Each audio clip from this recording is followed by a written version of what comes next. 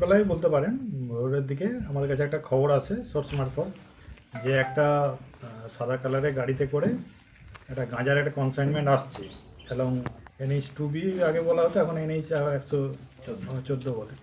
তো যাই হোক, ওই আসছে, সেই গাড়িটাকে আমাদের পুলিশ খবর পেয়ে ইন্টারসেপ্ট করা হয় তালিতে লেভেল ক্রসিংয়ের কাছাকাছি।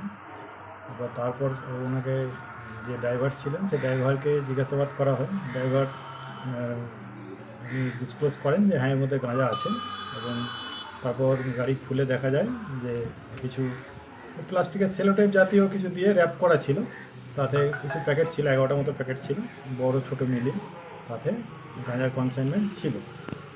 এবং অ্যাকর্ডিংলি আমাদের যা প্রসিডিওর আছে, আমাদের গ্যাজেটেড অফিসার, ডিএসপি র্যাঙ্কের অফিসার যে আমাদের ভিডিওগ্রাফিটা সুপারভাইজ করে, প্লাস হচ্ছে যে লোকাল এক্সিকিউটিভ ম্যাজিস্ট্রেট যদি পাওয়া যায়, আমরা পেয়ে হয়েছিলাম বিডিও সাহেবকে, তা সেই অনুযায়ী আমরা সেইভাবে সিজ করেছি, এবং যে ড্রাইভার ছিল, অ্যাকিউজ ড্রাইভার, তাকে আমরা অ্যারেস্ট করেছি। কত কেজির মতো গাঁজা? আমাদের যেটা টোটাল পেয়েছি আমরা 71 কেজি 909 গ্রাম। কোথা থেকে আসছে? এটা আমাদের কাছে এখনো পর্যন্ত যা প্রিলিমিনারি জানতে পেরেছি, তাতে উনি বলছিলেন যে মাথাভাঙা থেকে আনছিলেন। কোথায় অ্যারেস্ট করা হয়েছে তাকে? গাড়িটা ধরা হয়েছে একদম এই তালিতে রেল গেটের কাছে, লেভেল ক্রসিং যেখানটা আছে ওর কাছাকাছি। বাজার গাঁজার বাজার মূল্য যদি এখন অত তো মানে কোয়ালিটি অনুযায়ী ভ্যারি করে, তাও অবশ্যই 50 লাখের বেশি হবে আশা করছি। আচ্ছা, মানে মাথা ভাঙা মানে কি সেই মণিপুর মিলের আমি ওই দিক থেকে কিনে আসো, মানে এখনো পর্যন্ত কি পেয়েছে? অত এক্সপার্ট না, তবে এখন পরবর্তীকালে জানা যাবে, কারণ এখন স্যাম্পেল ড্রটা দেখবেন, জানেন এক্সিকিউটিভ মানে আমাদের ম্যাজিস্ট্রেটের কাছে হয়, জুডিশিয়াল ম্যাজিস্ট্রেটের সামনেই হয়, তারপরে টেস্টিং করে আরও ডিটেলস জানা যাবে। এখন কোথায় নিয়ে যাওয়া হচ্ছিল কিছু?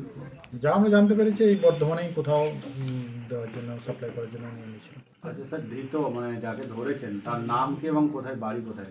তার নাম হচ্ছে সঞ্জয় রাহা, এবং তার বাড়ি বীরভূমের সাঁইথিয়া টাউনের একটা ভবানীপুর বলে জায়গা আছে। সে কি এই পাচারেরই কাজ করতো? অভিযোগ কি পূর্বেও ছিল? এরকম এখনো পর্যন্ত জানা যায়নি, হয়তো ডিটেলস পরবর্তীকালে জানা যেতেও পারে, সেরকম খবর নেই আমাদের। গাড়িতে কজন ছিল? একজনই ছিল, ড্রাইভারই ছিল। স্থানীয়রা একটা অভিযোগ করছেন যে মানে সাধু বাবার বেশে নাকি একজন বসেছিলেন এবং আরো 2-3 জন ছিলেন, এটা কি? এরকম তো কোনো ইনফরমেশন আমাদের কাছে নেই। তো আমরা যারা প্রথম থেকেই যে আমাদের পুলিশ পার্সোনাল ওই গাড়িটিকে ইন্টারসেপ্ট করেছে, তারা কিন্তু ওই ড্রাইভারকেই দেখেছে। আচ্ছা, মানে ড্রাইভার একাই ছিল?